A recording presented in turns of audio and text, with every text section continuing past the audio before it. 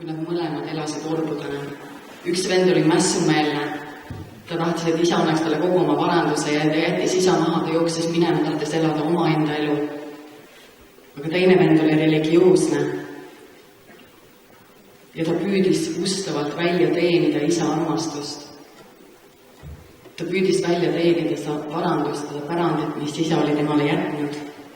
Ja ta veedab aega rohkem põldudel ühes teiste orjade ja teenijatega kui oma isa seltskonnas. Ja ta hakkabki käituma rohkem kui ori ja teenija, kui oma isa poeg.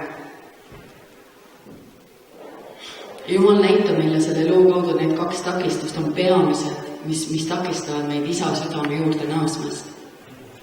Kas me jooksime Jumala eest ära, me oleme mässumeelsed, või siis teine, me oleme religioossed, me püüame välja teenida oma hea isa armastust, me püüame välja teenida neid tõotuseid, mis ta on andnud meile oma sõnas.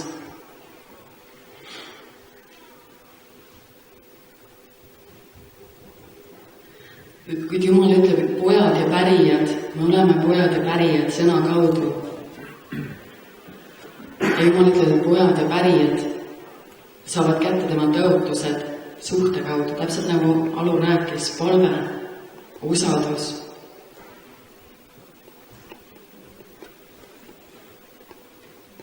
Jeesus tuli siia maailma selleks, et taastada meid usalduse isaga. Jeesus, kes oli täiuslik poeg, tuli ja õpetas meile, kuidas olla poeg, kuidas olla tütar. Kahjuks me oleme õppinud rohkem maailma kõige esimeselt orvult kui oma head isalt.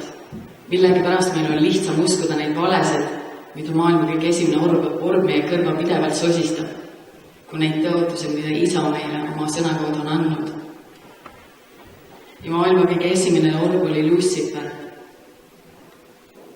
Ta oli ülendatud niivõrd kõrgele positsioonile, ta oli ülistis juht taevastele kooridele. Ta oli austatud ja ta oli väärtustatud, ta oli armastatud kõikvõimsa Jumala poolt. Ta oli toodult oluline positsioon, kuid tal oli sellest vähe. Ta tahtis rohkem.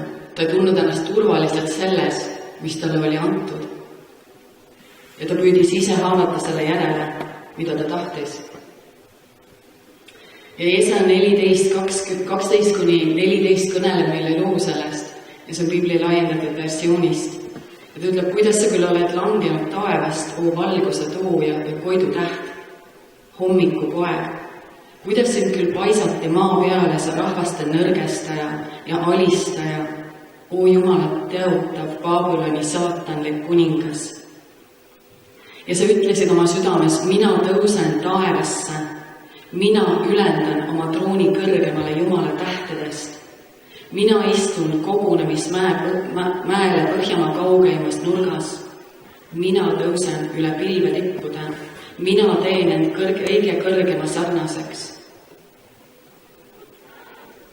Orvumentaliteet keskendub alati iseendale, mitte Jumalale. Orv püüab olla iseenese varustaja, ta ei usalda, et tal on hea isa, kes varustab ja tõotab varustada tema vajadused. Orvumentaliteet on, ta arvab, et kui tema ei tee ja kui tema ei punnita, kui tema ei pinguta, siis mitte keegi ei tee tema heaks midagi. Orud usuvad, et neil tuleb võidelda selle eest, mida nad igatsevad. Selle asemel, et usaldada head isa, puhata hea isa usalduses ning lubada temal varustada. Orvud igatsevad üle kõige olla armastatud, aksepteeritud, väärtustatud, kuid selle asemel, et lubada isal täita need iga inimhinge kõige loomulikumad vajadused, lähevad orvud välja ja nõuavad, et teised inimesed täidavad need vajadused nende eludes ja samal ajal mitte olles ise valmis neid vajadusi teiste inimeste eludes täitma. Minu vajadused, minu soovid on orvu elu keskpunkt. Orvu menterattad veerevad sellised, kuidas mina ennast tunnen, mida mina tahan, mida nad minust mõtlevad, kuidas nad minuga käituvad, mida nad saaksid minu heaks teha. Mitte keegi ei hooli sellest, kuidas mina ennast tunnen. Mitte keegi ei aita mind. ma panen nad kannatama samamoodi, nagu nad on minu kannatama pannud. Urb vajab olla kõige tähtsam, ta vajab olla kõige parem, ta vajab olla keskpunktis, ta ei kannata, et keegi teine on keskpunktis. See on ka põhjus, mille pärast on nii palju erinevaid kogudusi. Nii sageli me mõtleme, et meil on õigus ja neil on vale. Me ei mõtle sageli, kust kohast need sellised mõtted meile pähe tulevad. Ja me lihtsalt mediteerime nende mõtete. Need tulevad otse põrgu hauast. Oma paranduse ja püüdis kuidagi ellu jääda. Jõudis talle äkitselt kohale. Aga mul on hea isa. Mul on hea isa. Ja tal on piisavalt toitu kõigile oma teenijatele. Et ma lähen tagasi isa koju. Kui tema ise oma südames otsustas, et ei lähe isa koju enam pojana, vaid ta läheb teenijana, sest ta ei vääri olla poeg. Kuid samas, kui ta läks koju, isa nägi teda juba kaugelt ja jooksis talle vastu. Ja isa lasi tal võtta koheselt ära need orgu räbalad. Ja ta riietas ta oma uuega. Ta pani talle sõrme oma sõrmuse. Ja kui ta seda tegi, siis poeg mõistis. Ta sai aru, et ta ei ole isa jaoks ei orb ega teenija ega ori, vaid ta on poeg, ta on taastatud poja seisusesse. Noorem poeg sai taastatud, kui saas meile vanema poja lugu ei räägita lõpuni, me ei tea, kas tema sai taastatud. Vanem poeg sai niivõrd tigedaks, kui noorem läks koju ja isa võttis ta nii suure armastusega vastu ja korraldas talle ülisuure peo. Ta ei mõistnud seda, ta ei saanud aru, mis mõttes nagu. Ta laristas poole kõigest varandusest ära ja nüüd isa võtab ta sellise rõõmuga vastu, nagu mis mõttes. Ta peaks ta ära ajama kodust.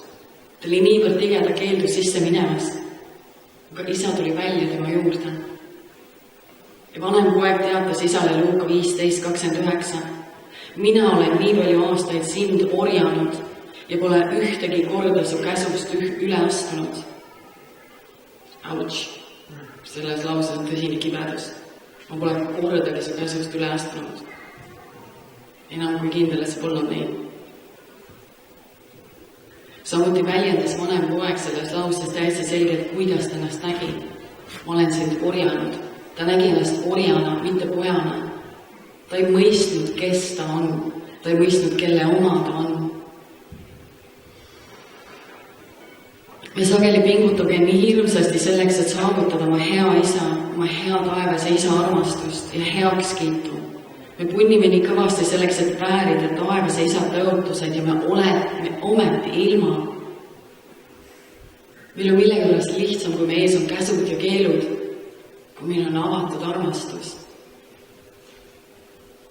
Me kuidagi oma südames teame, et me ei ole seda välja teeninud ja meie mõtlemine on see, et järelikult me ei vääri seda. Kui me ei ole seda välja teeninud, me ei vääri seda. Me panem pingutame, me panem punnime, me panem töötame kui orjad. Ja ikka me oleme ilma. Ja vanem poeg jätkab siin oma kaeblemist, et ta teatab, et vaatamata sellele, et ta on isa orjakombel teeninud ning kõik tema käsud täitnud, ta ütleb, et sina ei ole mulle kunagi andnud üht sikkugi, et ma oleksin võinud rõõmsasti pidutseda oma sõpradega. Aga kui see su poeg, kes vara hooradega nahka on pannud, tuli tagasi, siis sa tapsid talle nuumvasika. Isa ütles talle, poeg, sina oled alati minu juures ja kõik, mis on minu, on sinu oma. Nüüd aga oli tarvis pidutseda ja rõõmutseda, sest see sinu vend oli surnud ja ta on jälle saanud elavaks. Ta oli kadunud ning on leitud.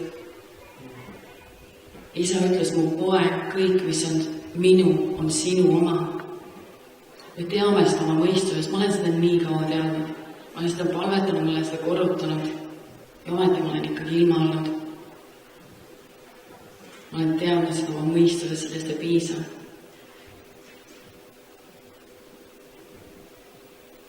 Me oleme teinud kõike ja ma olen teinud absoluutselt kõike. Ma olen nutnud Jumalas, ma olen nõutanud Jumala sõna tõotusi, ma olen paletanud mida iganes. Ma olen kõike teinud. Enne kui ma tõesti mõistsin, enne kui Jumal hakkas mulle näitama, ma ei käitu nagu tütar, ma ei käitu nagu pärija, ma käitun nagu orb, nagu kes peab paluma, anuma, et saada oma vajadused täidetud, selle asemel, et teada, kes ma olen. Me oleme käitunud mõlemas äärmuses, kas vanema pojana või nagu noorem poeg, kes orjana pidi minema ja anuma, et saada natukenegi süüa, kui ta oli kõik maal arestanud. Me ei oska käituda selle varandusega. Aga Jumal kutsub meid tagasi isa südame juurde, et me tõesti mõistaksime, kes me oleme pojad, me oleme tütred, me oleme pärijad. Ja Jumala tõotused on Piiblis kirjas mitte orbudele, mitte orjadele, mitte teenijatele, vaid poegadele ja tütardele, neile, kes mõistavad, kes me oleme, kes me läheme isa südame juurde tagasi ja õpime isa tundma, et me ei veeda aega rohkem põldudel teiste teenijatega, vaid me veedame aega isa kohalolus, isa osaduses, sest poeg õpib isad, kuidas majapidamist korraldada. Me korraldame isa majapidamist, mitte enda oma. Jeesuse missioon selles maailmas oli eelkõige ilmutada meile isa ning taastada meie suhe isaga. Jeesus tuli siia maailma nagu tavaline inimene, ta on meie eeskuju. Jeesus õpetas meile oma enese elu kaudu, kuidas elada poegade ja tütarde